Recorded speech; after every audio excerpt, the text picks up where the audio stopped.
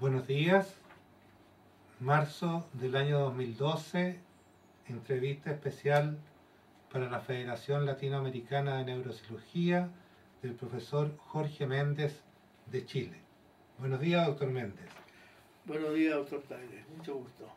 En primer lugar, nos gustaría saber, ¿su extensa vida personal ha tenido algún inicio? ¿Qué nos puede decir de los comienzos? Bueno, yo nací en Chile, estudié medicina en la Universidad de Chile y luego en la Universidad de Roma, titulándome de ambas universidades. A mí me interesaba la especialidad de neurocirugía desde muy temprano. Incluso estaba en el colegio cuando leí un artículo sobre la cirugía estereotáxica en una revista de divulgación y quedé realmente fascinado con lo que ahí se decía.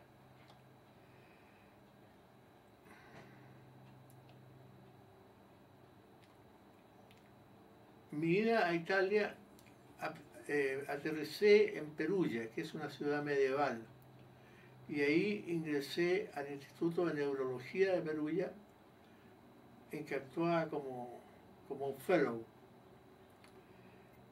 En este instituto habían cosas muy curiosas, por ejemplo, la hipertensión intracraniana se trataba con sangría, pero no sangría abriendo las arterias de los brazos, sino que con sanguijuelas que se colocaban detrás de la oreja y que chupaban la sangre venosa, obviamente sin ningún efecto sobre la hipertensión intracraniana propiamente tal y solamente con el llenado de sangre de la sanguijuela, que eran luego retiradas con un cigarrillo. La neurosífilis, que era todavía una enfermedad importante en esa época, estamos hablando de 1950 por ahí, se trataba con piretoterapia. Y la o sea, con fiebre inducida. Y la piretoterapia se realizaba mediante unas cajitas que llevaban zancudos infectados con paludismo, que luego eran tratados.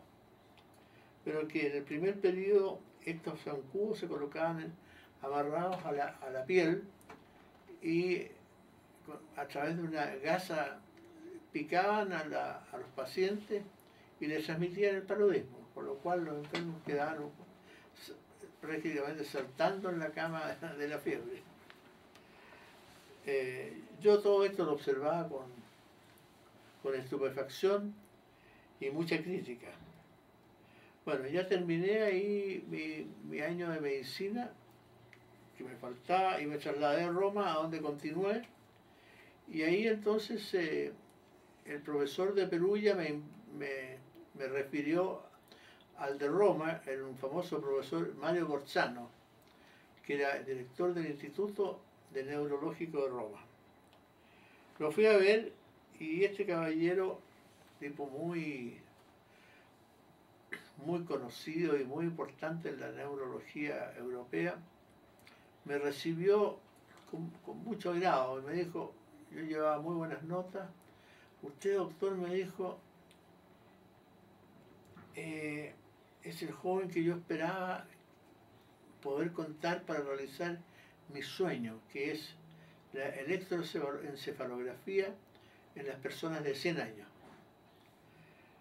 Yo con esto prácticamente sentí que se me hundía el suelo porque no tenía mucho tiempo y no tenía mucha plata para permanecer en Roma, en que el costo era sumamente alto. Entonces le dije, profesor, grande profesor, como se usaba todo en italiano, es grande, grandioso. ¿De dónde vamos a sacar tantos pacientes con 100 años? No se preocupe, me dijo. Mi amigo, el conde di Napoli, es regente de un hospicio y ahí tienen cualquier cantidad de viejos. Bueno, partí a hablar con ellos y obviamente la primera entrevista fue con el médico que estaba a cargo de estos pacientes. Es decir, no pacientes, sino que pensionados. Y le expliqué que íbamos a hacer electroencefalograma. Entonces me dijo, ¿electroencefalograma? ¿Y cómo es eso? Bueno, con unos electrodos, unos cablecitos, se colocan en la cabeza, en la piel, y hay una máquina que amplifica estos potenciales que producen las células, y ahí vemos nosotros cómo se estudia la cosa. El objeto es de ver con esta investigación cuál es el curso del electroencefalograma en los enfermos, en los pacientes, en los individuos de más de 100 años. Entonces me dijo, no, imposible, el doctor. El más viejo tiene 90 años. Le hago la segunda pregunta. Bueno, este doctor estaba muy preocupado y me dijo que era muy difícil porque estos viejitos eran muy quejosos y muy asustadizos. Fíjese que hace poco vino otro joven solo como usted y trajo un casco alemán de la primera guerra, la primera grande guerra. Y arriba de la punta del casco le puso una tiza y trajo una pizarra redonda y se la ponía arriba de la cabeza en contacto con la tiza. Y con eso quería estudiar las oscilaciones del cuerpo en los viejos. Pero los viejos empiezan a moverse. ¿Sí? Después de eso, ustedes todos estos que me esperan aquí se quejan de dolor de cabeza que les produjo el casco alemán. Y usted piensa llevarlo al otro lado de Roma, imposible, no lo puedo hacer. Bueno, la cosa es que el profesor Gorzano me cambió a otra tesis que la hice rápidamente y con eso recibí mi título y me volví a Chile para convalidar mi título, lo cual estudié como 2 o 3 meses porque era más difícil la medicina en Chile que en Italia. Bueno, de ahí había que decidir qué hacía yo para iniciar mi formación como neurocirujano. Ahora, la opción más lógica era acudir al Instituto de Neurocirugía de Asenjo, pero había algunos aspectos que no me convencían y como estudiante de medicina me había impresionado mucho el grupo del Departamento de Neurología, que es la cátedra oficial de la Universidad de Chile. Ahí está el profesor Guillermo Brink, el profesor Lea Plaza y una serie de otros médicos muy cultos y muy buenos como especialistas. Al margen de eso había toda una atmósfera, digamos, intelectual que me atraía muchísimo. Entre ellos estaba Armando Roa, que era una verdadera caja de Pandora de conocimiento, de información. Brink tenía un humor ácido, capaz de caricaturizar a quien fuera sin ningún remordimiento. Lea Plaza era un bohemio a la francesa, parecido a Charcot, que hipnotizaba a los histéricos en la sala de clase. Y tenía una fotografía de Charcot en su oficina, igualita a él. Bueno, como había llegado un neurocirujano, el doctor Fuente,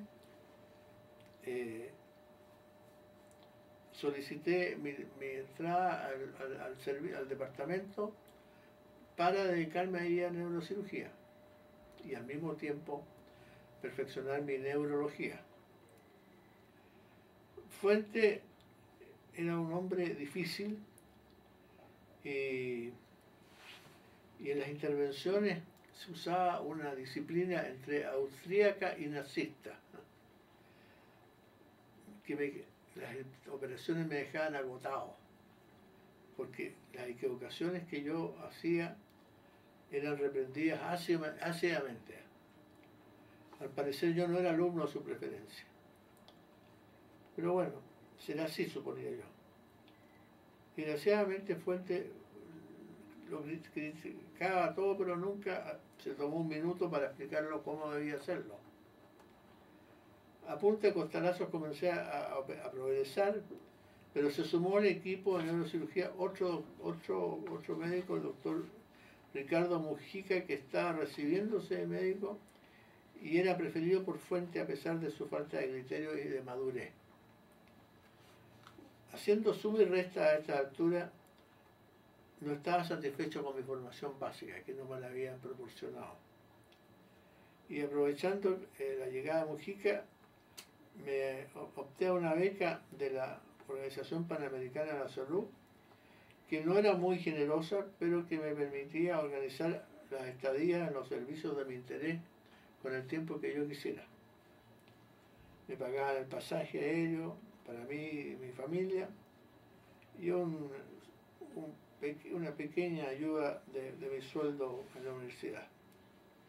Aterricé en Boston con un fellow, con el famoso doctor James Poppen, neurocirujano de la Lahey Clinic en Boston, que era visitado por gente de todo el mundo por su excelente calidad técnica. Y ahí por primera vez tuve la sensación de que como él lo hacía era como debiera ser la neurocirugía.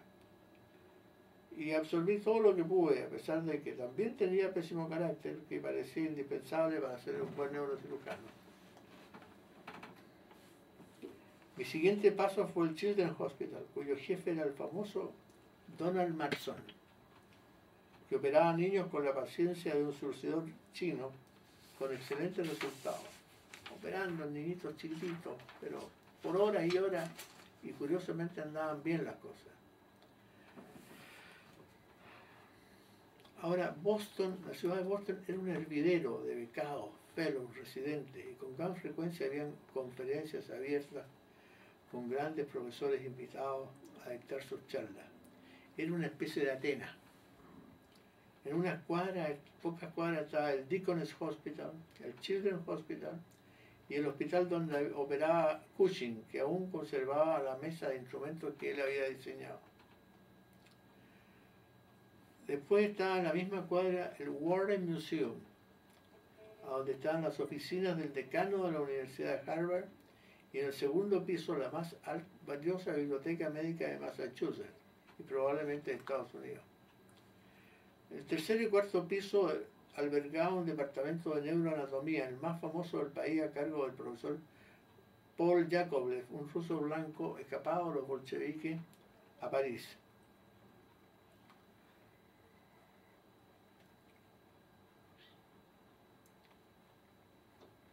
A donde llegué por casualidad al encontrarme con el neurólogo chileno Oscar Marín, que trabajaba con Yakovlev, y con las recomendaciones que me proporcionó él y el doctor Poppen, quien me estimaba mucho, me recibió como fellow en la neuroanatomía, con un certificado de acreditación sumamente inglés de Harvard que decía: Doctor Jorge Méndez, I beg to inform you, le ruego que me permita informarle, that you have been appointed, que usted ha sido nombrado como fellow de esta universidad. Un gran honor, desde luego. Yakovlev había desarrollado una técnica inédita de sumergir los cerebros que deseaba estudiar en una especie de gelatina densa. Y después desarrolló un micrótomo gigante que permitía cortar los cerebros enteros en cortes, en todos los sentidos, en las 3 dimensiones. Los teñía luego para mielina y fibras. Eran montados en placas de vidrio, de modo que se podían estudiar por transparencia los cerebros de punta a cabo. Jay Angelin publicó un atlas de anatomía del cerebelo con estas imágenes y el doctor Yakovlev uno de corte cerebral entero. Este laboratorio estaba dentro de este edificio que se llamaba Warren Museum, porque además de exhibir cortes cerebrales, tenía colecciones tan dispares como la semilla del árbol del pan, el primer electrocardiógrafo, y la calavera del minero al que la barra le atravesó la cabeza mientras colocaba dinamita en un hoyo de la mina. ¿Cómo se llama eso? Sí. Y después estuvo en Chile. Sí. Sobrevivió con una lobotomía frontal que lo hizo dejar su alcoholismo inveterado. Vivió varios años e incluso organizó un servicio de transporte a Valparaíso con diligencias a caballo. En otro piso del World Museum se hacían estudios experimentales en ratas y se preparaban atlas de estereotaxia, con cabezas compradas en España. Los tiestos de idea tenían el nombre del dueño, como Paco, Pepe, etc. Yo